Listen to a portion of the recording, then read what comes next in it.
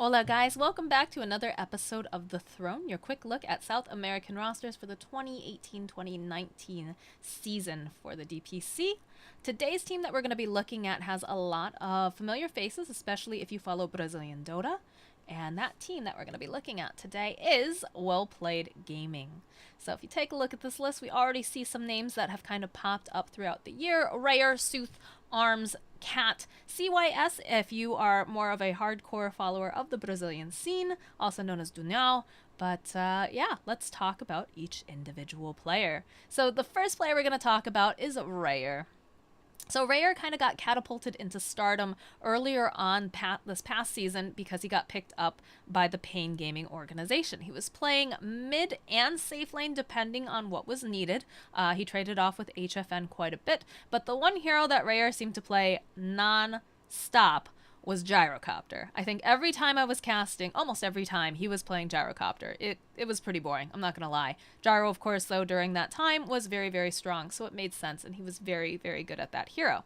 Now that he's on Well Played Gaming, I'm sure he's pretty excited to be branching out a little bit more than just Gyrocopter here and be able to, play some more interesting cores. He was also on T-Show Rising back in the day before he got picked up by Pain Gaming, and eventually, though, Rayuur found himself replaced by Arms, who is also on the Well Played Gaming roster. But we'll get to Arms. We'll get to him. So now we're at the position 2, the mid laner. We've got Sooths. So if you've been following anything with the South American scene, you'll know that Sooths had a little bit of a scandal himself. He's actually quite young, and he decided to play on Midas during the TI8 qualifiers. So he made this decision. He didn't have a contract, anything like that, and they were just doing so well. They were absolutely slaying. Midas was looking so good. Everyone was super excited. And then eventually it came time for one of their matches, and they couldn't get a hold of him. He told them that he had to go to the mall with his mom, which I believe turned out to be a lie. And even I think he said it was like lame or something. I'm not 100% sure. I don't speak fluent Brazilian Portuguese, but I did see, some of the Google Translates and stuff. But I guess he just didn't feel comfortable on the team. He wasn't having fun. He felt like people were just not great teammates to play with, and he just didn't want to play anymore. And it really, really sucked for Midas, obviously, because those players have been working super, super hard. But also, he didn't have a contract. So, he got some flack, obviously, for that, because a lot of people were very, very angry. They made a meme out of going to the mall. But, aside from all that, Sooths is a very talented young player. This guy showed really, really a good showing when he was on Midas. He also played on Stars E previous to that. He's great on playmaking heroes. Again, that's something that you see a lot in the South American scene, is that you won't see as many of these like hardcore like farming mid heroes unless it really fits their drafts.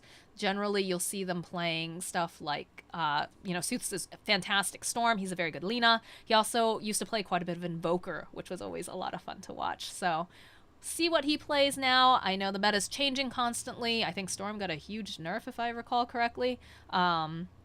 So we probably won't be seeing too much of that, but definitely a person you want to watch in this coming season.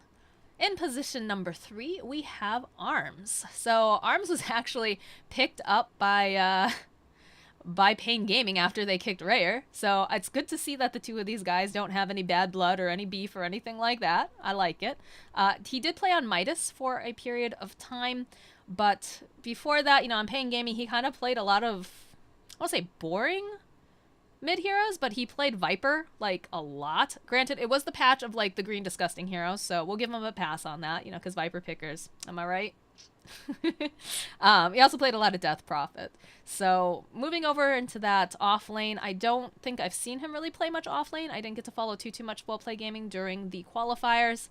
It'll be interesting to see how he adapts, and I'm sure he hopes to never ever have to play Viper ever again. Position 4 is CYS, also going by the name Dunhão. I'm not sure if I pronounce that. Every time I do, all the Brazilians in my chat make fun of me. Not in a mean way, but they all just, Gringa here. He was on T-Show Rising, which was one of the Tier 2 Brazilian teams that was fairly popular. Had some decent results, but never really quite cracked into that the main qualifier scene here. Also played on Team Taka very recently for ESL Brazil. I believe Taka did fairly well. I think they lost out to Midas at one point. That also played, because it was a straight up just only Brazilian tournament. But don't know too much about his position 4.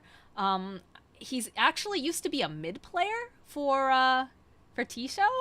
So it's a big change for him. I think he played a lot of Earthshaker during the open qualifiers. I don't know what else is in his pool, but it'll be a lot of fun watching him and seeing just how he adapts to this new role. And last but certainly not least, we've got Cat. Cat has played on SG. That was kind of his thing. When Bardo decided that he was going to step away from the pro scene for a bit, Cat stepped in. He was paired up with Theolacor. Don't know a whole lot about Cat. I know that he used to play a lot of Crystal Maiden and recently has been playing a lot of Silencer, but, you know, just kind of that, I don't want to say standard position 5 because it sounds very lackluster, but, you know, just a normal position 5 player that's going to be very supportive, is going to, you know, give you a good foundation to build off of, and is willing to, you know, take the fall if necessary, if, you know, you need to tank that gank. So that is Well Played Gaming. I don't really have too much more information about this team at this time, but it's definitely one to keep your eye on. And that's going to wrap up this episode of The Throne. Thank you guys so much for watching. If you liked it, again, leave me a follow, a comment, a subscribe, whatever you think is appropriate. If you have more information about these guys too, please feel free. Put something in the comments. I want to learn more. I want to bring more information to the English-speaking audience because it's very hard for them to navigate a lot of this because a lot of it's on Facebook or just done in a different language, which can be a little daunting, and Google Translate can only translate so much. But that's going to be it for this episode of The Throne. Thank you guys again for watching. Your queen is out. See you around.